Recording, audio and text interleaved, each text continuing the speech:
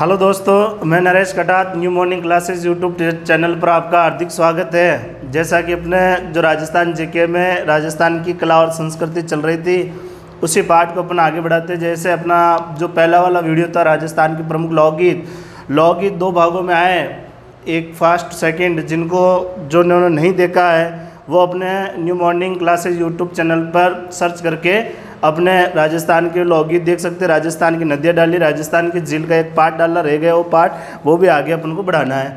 आज जो अपना टॉपिक रहेगा राजस्थान की कला और संस्कृति के लिए, ये राजस्थान के प्रमुख वाद्य यंत्र, यानी राजस्थान के प्रमुख वाद्य यंत्र। राजस्थान के प्रमुख वाद्य यंत्र को 4 भागों के अंतर्गत बांट रखा है। 4 भाग, अपन एक एक भाग को आराम से बढ़ेंगे। टॉपिक थोड़ा हार्ड है लेकिन बड़े टॉपिक है, इनके प्रश्न आरपीएससी एग्जाम में भी पूछे जाते हैं। तो आप देखिए राजस्थान के कौन कौन से प्रमुख वाद्य यंत्र है।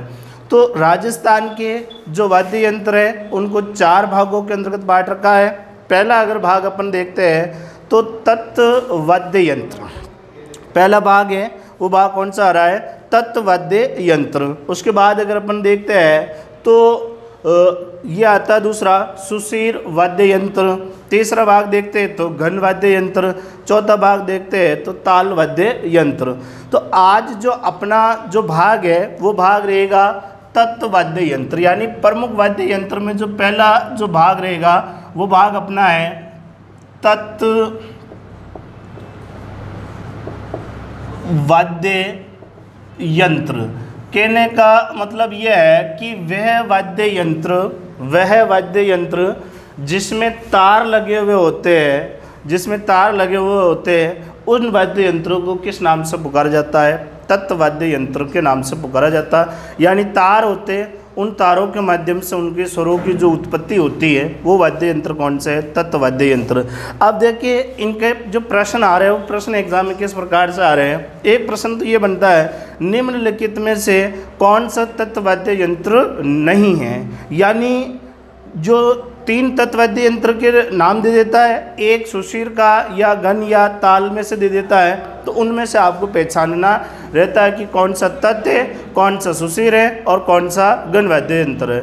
अगले बात करें, अगले प्रश्न है तो इनके नाम आपको याद रखना है शब्दावली के रूप में। यानी 2-3 वाद्य यंत्रों के नाम दे देते हैं और ये पूछते ये राजस्थान कल्चर में क्या है, क्या लोकगीत है या वाद्य यंत्र है या अन्य और कोई शब्दावली आभूषण से संबंधित पूछ ले जाते हैं। कुछ वाद्य यंत्र ऐसे हैं जिनकी विशेषता बनती है और उन विशेषताओं में से प्रश्न आ जाते हैं। अब देखते हैं तत्व वाद्य यंत्र कौन कौन से प्रमुख तत्व वाद्य यंत्र है। इनकी आपको एक ट्रिक है, उन ट्रिक को आपको याद रखना है। उस ट्रिक से पूरे के पूरे राजस्थान के तत्व वाद्य यंत्र निकल के आ जाते हैं। देखो ट्रिक है, ट्रिक के अंतर्गत देखो थोड़ी मुश्किल है, लंबी है, लेकिन इसको याद रखा जा सकता, कोई ज़्यादा हार्ड नहीं है। देखो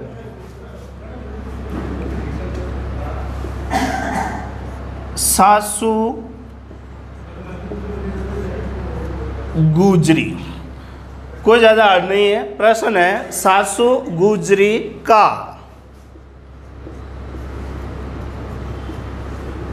एक रावण रे, यानी यहां से निकल रहा है सासू गुजरी का एक रावण रे। यानी पहले यहां से देखो सासू गुजरी का एक रावण रे के बाद में आपको लिखना है यहाँ जादू बपंग आता है। यानी ये आपको सूत्र याद रखना है कि सासू गुजरी का एक रावण रे जादू बपंग आता, जिसमें प्रमुख जो इतने भी राजस्थान के तत्व वाद्य यंत्र है वो इस श्रेणी के अंतर्गत आ जाते हैं। अब वो कौन कौन से है, जैसे इनमें से देखें तो पहला यहाँ पे लिख रखा है, क्या लिख रखा? सा से जो निकलता है वो निकलता है सारंगी। सारंगी जो वाद्य यंत्र है, ये सारंगी वाद्य यंत्र किस में आते हैं? तत्व वाद्य यंत्र के अंतर्गत आते हैं। सू से जो निकलता है वो निकलता है सुरिंदा वाद्य यंत्र आता है। अब यहाँ पे देखो गुजरी है, तो गुजरी से पूरा वाद्य यंत्र है गुजरी। गुजरी एक वाद्य यंत्र है और ये वाद्य यंत्र किस में है? ये तत् वाद्य यंत्र के अंतर्गत ये आता है। फिर का से कामायचा, कामायचा वाद्य यंत्र किसके अंतर्गत आता है? ये आता है तत् वाद्य यंत्र के अंतर्गत आता है। फिर आ रहा इक से आता इक तारा। इक तारा जो वाद्य यंत्र है जिसमें एक तार होता है, वो कौन सा वाद्य यंत्र आता है? तत् वाद्य यंत्र के अंतर्गत आता है। फिर आ रहा है रास, ये रावण हत्ता। रावण हत्ता जो वाद्य यंत्र है, ये रावण हत्ता वाद्य यंत्र किस में आता है? तत् वाद्य यंत्र के अंतर्गत आता है रावण हत्ता वाद्य यंत्र। अब देखो यहाँ से रे, ये रे है, रे से जो वाद्य यंत्र है वो वाद्य यंत्र देखो दो आपको यहाँ से याद रखना है। रे से दो वाद्य यंत्र कौन कौन सा है? एक जो वाद्य यंत्र है वो वाद्य यंत्र है रबाब, रबाब वाद्य यंत्र, और एक वाद्य यंत्र है जिसको कहते हैं रबाज। रबाज वाद्य यंत्र अलग है और रबाब वाद्य यंत्र अलग है। रे यानी बहुवचन में है रबाब और रबाज, दो वाद्य यंत्र आते हैं रे से, यह आपको याद रखना है। फिर उसके बाद में देखिए यहाँ आया जा। अब जा से यानी जादू, जादू से पहले जैसे जो वाद्य यंत्र निकलता है वो निकलता है जंतर। जंतर जो वाद्य यंत्र है वो वाद्य यंत्र तत् वाद्य यंत्र के श्रेणी के अंतर्गत आता है। फिर आ रखा है दू, दू से वाद्य यंत्र है दुकाकी। दुकाकी क्या है? दुकाकी वाद्य यंत्र है और वो वाद्य यंत्र क्या है? तत् वाद्य यंत्र है। अब आ रहा है बपंग। बपंग पूरा एक वाद्य यंत्र है, आपको याद रखना बपंग। बपंग वाद्य यंत्र श्रेणी के अंतर्गत ये आता है बपंग। उसके बाद डायरेक्ट ए आया, ए से आपको याद रखना अपंग। अपंग भी वाद्य यंत्र है और बपंग भी वाद्य यंत्र है। अपंग और बपंग दोनों वाद्य यंत्र अलग अलग है, यह आपको याद रखना है। फिर आ रहा है ता, ता से निकलता है तंदूरा। तंदूरा जो वाद्य यंत्र है वो तंदूरा वाद्य यंत्र किसके अंतर्गत आता है? वो आता है तत् वाद्य यंत्र में आता है। तंदूरा वाद्य यंत्र का एक उपनाम और याद रखना, इससे वीणा वाद्य यंत्र के नाम से भी पुकारा जाता है। तो वीणा वाद्य यंत्र तंदूरा वाद्य यंत्र को ही कहा जाता है, अलग से नहीं है। तंदूरा वाद्य यंत्र ये आपको प्रमुख रूप से इनको याद रखना है। चौतारा भी वाद्य यंत्र है जो तत् वाद्य यंत्र श्रेणी के अंतर्गत आता है। अब देखो ये आपको सूत्र है जिसमें सारे के सारे आपको याद रह जाते हैं कि कौन से तत् वाद्य यंत्र के अंतर्गत आते हैं। एक दो बार अजीब सा लगता है ये कोड, लेकिन अपन बार बार अगर इनको रिपीट करते हैं तो ये आपको याद हो जाता है। सासू गुजरी का एक रावण रहे, सासू गुजरी का एक रावण रहे, जादू भपंग आता है, जादू भपंग आता है एक साइलेंट है, इनसे कोई नहीं निकलता है। अब देखो इनमें से कौन से वाद्य यंत्र है जिनकी विशेषता बनती है और एग्जाम में उनके प्रश्न आते रहते हैं। तो देखो इनमें सबसे ज़्यादा अगर आईएमपी है तो एक आ गया रावण हत्ता, रावण हत्ता। उसके बाद बात करें तो कौन सा हो गया? सारंगी। सारंगी के बाद अगली बात करें तो कौन सा हो गया? कामायचा। और कामायचा के बाद अगला कौन सा वाद्य यंत्र है? जंतर। कम से कम 4 वाद्य यंत्र है, इन 4 वाद्य यंत्रों की आपको विशेषता भी याद रखनी है और बाकी जितने भी वाद्य यंत्र है इनके आपको नाम याद रखने हैं कि ये किस श्रेणी के अंतर्गत ये आते हैं। तो अब आप क्या करें, इनको साथ साथ में लिखते जाएं या फिर आप स्क्रीनशॉट ले लें। और बाकी याद रखने का सबसे बढ़िया तरीका यही है कि रफ रजिस्टर या अपना जो कोई भी सा भी रजिस्टर है उनमें साथ साथ लेके आप लिखते रहे तो ये याद हो जाता है। क्योंकि राजस्थान का कल्चर है, एक एक प्रश्न आईएमपी है, एक प्रश्न भी अगर आप गलत कर देते हो तो वो मेरिट में बहुत ज़्यादा फर्क पड़ जाता है। तो आप इनको देखो, याद स्क्रीनशॉट ले लें या इनको लिख लें आप वीडियो के पीछे लेके।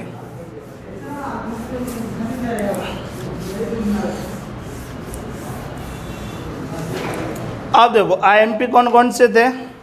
4 वाद्य यंत्र है जिनको आईएमपी की श्रेणी के अंतर्गत रखा। नंबर 1 ले लेते हैं, रावण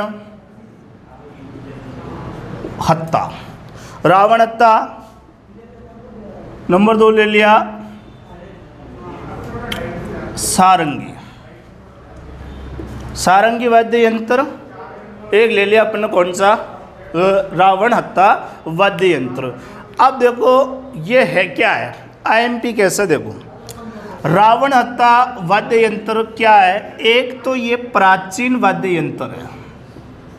प्राचीन वाद्य यंत्र यानी इस वाद्य यंत्र को प्राचीन समय में इसका प्रयोग किया जा रहा था। तो प्राचीन जो वाद्य यंत्र, हालांकि सबसे प्राचीन जो वाद्य यंत्र एक तारा वाद्य यंत्र है, जो प्राचीन के अंतर्गत एक तारा का प्रयोग किया जाता था, लेकिन रावण हत्ता भी राजस्थान के अंतर्गत एक प्राचीन वाद्य यंत्र की श्रेणी के अंतर्गत ये आता रहता है।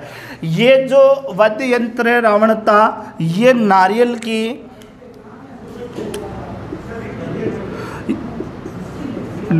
की खोल से बना होता है। यानी नारियल का आधा टुकड़ा रहता है, उस आधे टुकड़े के ऊपर, जो आधा टुकड़ा है उस आधे टुकड़े के ऊपर बकरे की चमड़ी या कोई खाल चढ़ा दी जाती है, या फिर कोई बकरे की चमड़ी चढ़ा दी जाती है, खाल चढ़ा दी जाती है नारियल के ऊपर।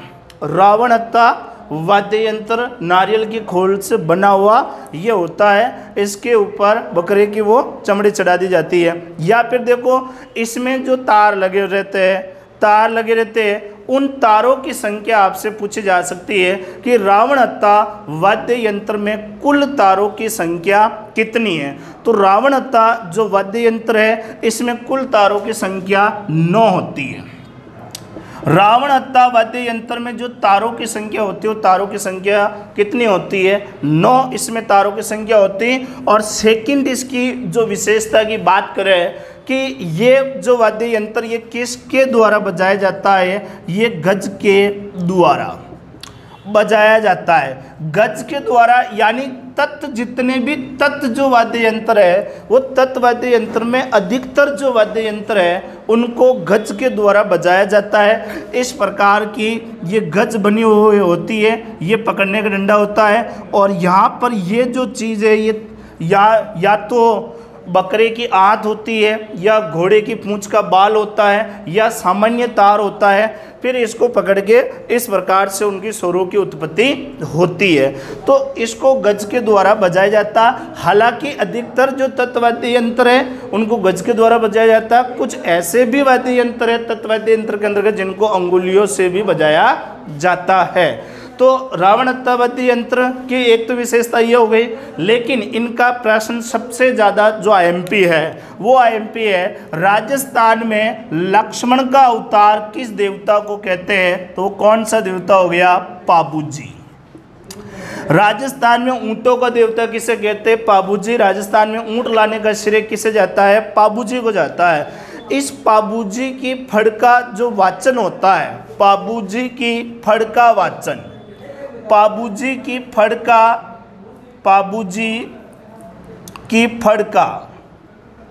वाचन होता है।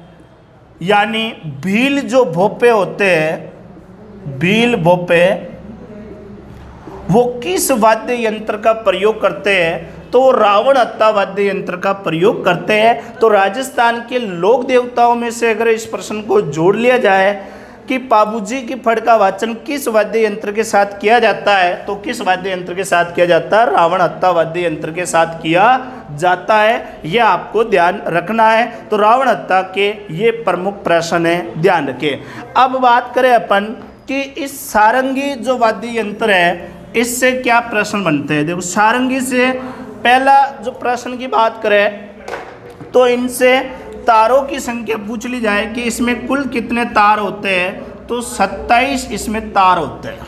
सारंगी वाद्य यंत्र में जो तारों की संख्या है वो कितनी होती है, 27 इसमें तारों की संख्या होती है, ध्यान रखना। अब बात करें इसकी विशेषता क्या है। देखो इसकी विशेषता 2 चीज़ें इसकी यहाँ पे याद रखना। पहली अगर ये विशेषता क्या है, जो इसके साथ में देखो अपन इसको हटा देते हैं, यहाँ पे एक ले लेते हैं कामायचा।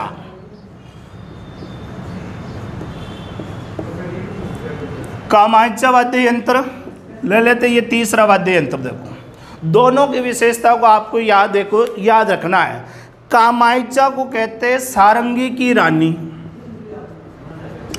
सारंगी की रानी किसे कहते हैं? तो वो कहते हैं कामायचा वाद्य यंत्र को। कामायचा वाद्य यंत्र को सारंगी की रानी कहते हैं, जबकि सारंगी को कामायचा का राजा कहते हैं। ये विशेषता बन रही है। सारंगी की रानी किसको कहते हैं? कामायचा वाद्य यंत्र को कहते हैं। और कामायचा का राजा किसे कहते हैं? तो किसे कहते हैं? सारंगी वाद्य यंत्र को कहते हैं। यह आपको इसकी विशेषता याद रखनी। दूसरी अगर इसकी विशेषता की बात करें सारंगी वाद्य यंत्र की, तो जितने भी ये तत् वाद्य यंत्र है, केवल तत् वाद्य यंत्रों में सर्वश्रेष्ठ जो वाद्य यंत्र है वो कौन सा है? वो तत् वाद्य यंत्र है, सॉरी सारंगी वाद्य यंत्र है।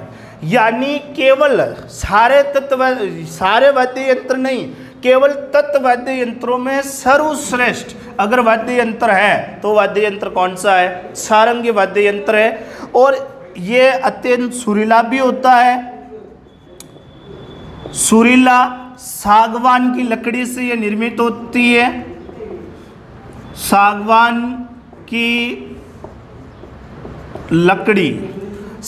की लकड़ी से ये निर्मित होता है, यानी निर्मित होती है। अब बात करें ये राजस्थान के अंतर्गत सर्वाधिक इसका प्रयोग कहाँ होता है या कहाँ पे इनको सारंगी को बजाया जाता है? तो सारंगी को देखो जाति विशेष याद रखना, लंगा जाति। लंगा जाति के लोग इस वाद्य यंत्र का प्रयोग करते हैं। लंगा जाति के लोग अगर बात करें तो जैसलमेर प्लस बाड़मेर प्लस बीकानेर,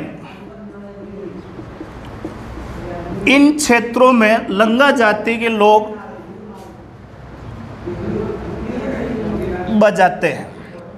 यानी जैसलमेर, बाड़मेर और बीकानेर की तरफ लंगा जाति के जो लोग हैं वो लोग किसको बजाते हैं? तो वो बजाते हैं सारंगी को। यानी उस क्षेत्र में इसका थोड़ा ज़्यादा प्रयोग किया जाता है। अगली बात करें इसके प्रसिद्ध वादक कौन से? ये प्रश्न बन सकता है, नया प्रश्न है एग्जाम की दृष्टि से, कि सारंगी वाद्य यंत्र के प्रमुख वादक कौन कौन से हैं। तो देखो एक है यहाँ पे रजब अली।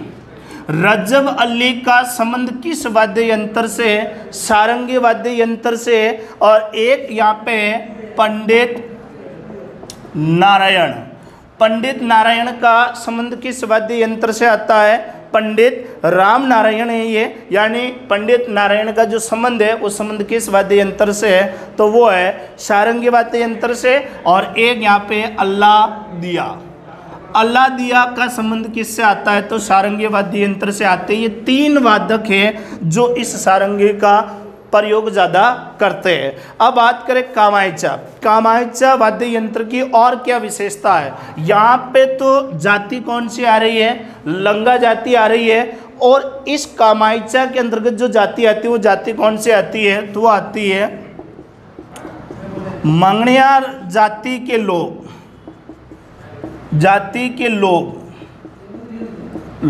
यहाँ पे जाति कौन सी है? लंगा जाति आ रही है। यहाँ पे जाति कौन सी आ रही है?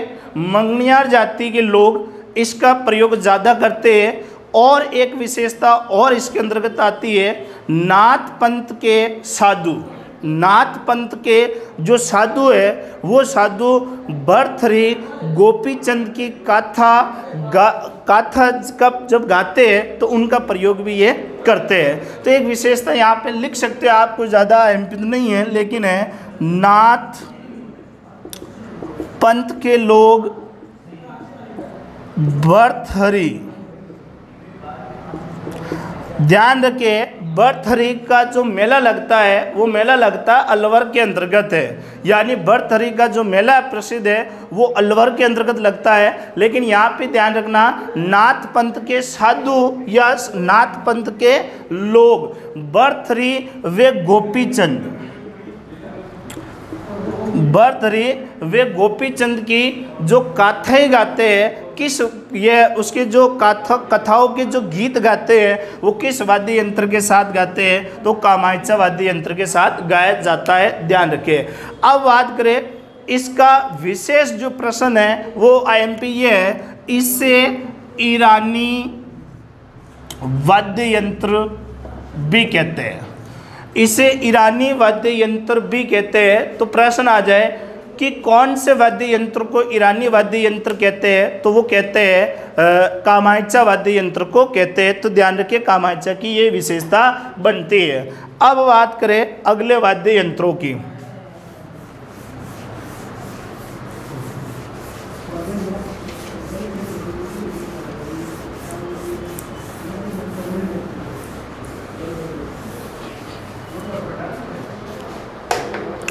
देखो एक ले लेते हैं अपन, कौन सा वाद्य यंत्र, जंतर वाद्य यंत्र। जंतर वाद्य यंत्र की क्या विशेषता देखो, ये पहला तो वीणा जो वाद्य यंत्र है, वीणा वाद्य यंत्र का आरंभिक रूप है, यानी वीणा जैसा है, वीणा जैसा दिखता है ये, वीणा का ये रूप है, वो कौन सा वाद्य यंत्र है, जंतर वाद्य यंत्र है, ये ध्यान रखिए। अब बात यहाँ ये आ रही है, जंतर वाद्य यंत्र से सबसे ज़्यादा आईएमपी प्रश्न क्या है, तो देखो राजस्थान के जो लोक देवता है, वे लोक देवता जिसकी फड़ सबसे प्राचीन, छोटी और लंबी, वो देवता कौन सा है, देव नारायण। देव नारायण जी, जिसे विष्णु जी का अवतार के नाम से पुकारा जाता है, गुजरों का आराध्य देव कौन सा है, तो वो है देव नारायण जी। इस देव नारायण जी की फड़, देव नारायण जी की फड़ का वाचन गुर्जर जाति के, गुर्जर जाति के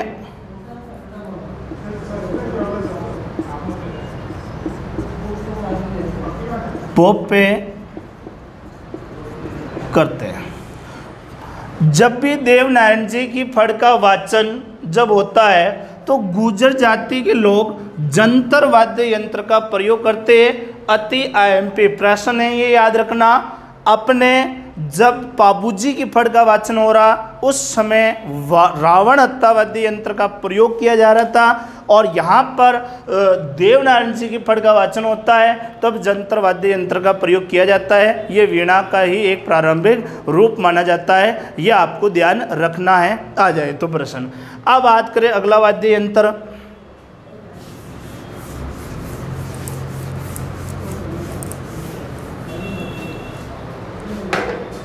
तो देखो अगला वाद्य यंत्र की अगर इसमें है तो वो है बपंग। बपंग वाद्य यंत्र, इसकी क्या विशेषता देखो। ये पहले तो डमरू की आकृति का होता है, ये डमरू की आकृति का, या डमरू के जैसा ये दिखता है, तो डमरू की आकृति का ये होता है, ये ध्यान रखिए। इसका प्रश्न क्या बन रहा देखो, ये किस क्षेत्र में इसका ज़्यादा प्रयोग हो रहा है, तो ये कह सकते हैं आप राजस्थान में अलवर का प्रसिद्ध है। अलवर जिले का जो प्रसिद्ध जो वाद्य यंत्र है या अलवर डिस्ट्रिक्ट का जो लोकप्रिय वाद्य यंत्र है वो वाद्य यंत्र कौन सा है, बपंग वाद्य यंत्र है। और ये क्यों ज़्यादा आईएमपी हो जाता उधर की तरफ, क्योंकि वहाँ पर जोगी जाति के जो लोग होते हैं वो इस वाद्य यंत्र को भर्तृहरि की गाथाएं गाते समय इसका प्रयोग करते हैं, यानी जोगी जाति के लोग। और एक प्रश्न इसका जो आईएमपी है, इसका जो प्रसिद्ध वादक है वो वादक कौन सा है, तो उसका नाम है, देखो उसका नाम जो आ रखा है वो नाम आता है ज़हरू खां मेवाती। ज़हरू खां जो मेवाती है, मेवाती को बपंग का जादूगर कहते हैं। ये लाइन आपको याद रखनी है कि ज़हरू खां जो मेवाती है वो मेवाती इसके प्रमुख वादक है, उसको भपंग का जादूगर के नाम से पुकारा जाता है। और अगर एक विशेषता और लिख लो यहाँ पे, तो वो है कि जोगी जाति के बोपे भर्तृहरि की कथाएं का वाचन बपंग वाद्य यंत्र के साथ करते हैं।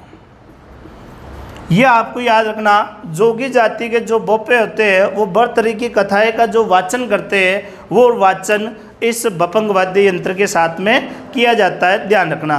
एक और वाद्य यंत्र की बात करें अपन आगे,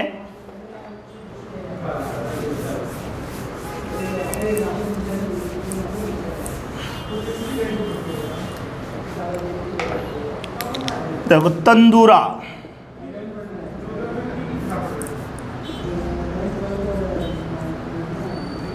इसको किस नाम से पुकारा जाता है, वीणा वाद्य यंत्र के नाम से भी पुकारा जाता है तंदूरा।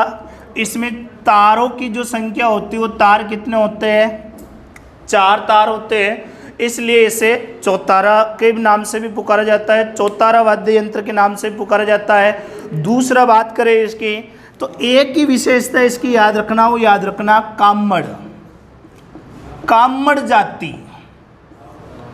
क्योंकि कामड़िया पंथ किसने चलाया, रामदेव जी ने चलाया, तो कामड़ जाति। अब यहाँ ये बात आ रही है कि कामड़ जाति, तो कामड़ जाति के लोग इसको सर्वाधिक बजाते हैं, कामड़ जाति के लोग सर्वाधिक बजाते हैं। ये विशेषता आपको याद रखनी, कामड़ जाति के लोग इसको सर्वाधिक बजाया जाता है। कामड़िया पंथ की स्थापना किसने की, तो कामड़िया पंथ की स्थापना की प्रसिद्ध लोक देवता रामदेव जी ने इसकी स्थापना की थी, ध्यान रखिए। अगला वाद्य यंत्र की बात करें तो रबाब, या इसको कहते हैं रवाद,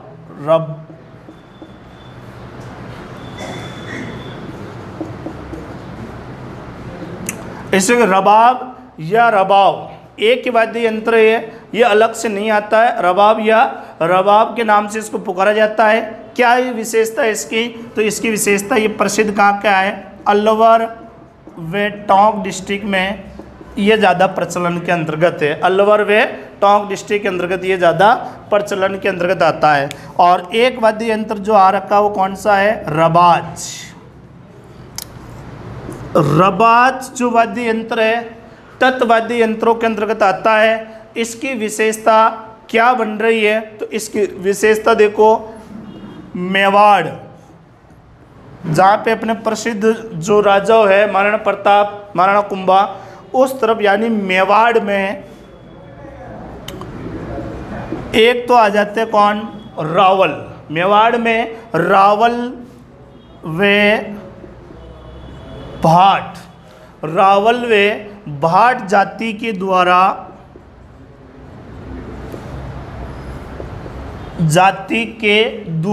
यानी दो चीजें यहाँ पे याद रखनी है, रावल और भाट जाति के द्वारा रमत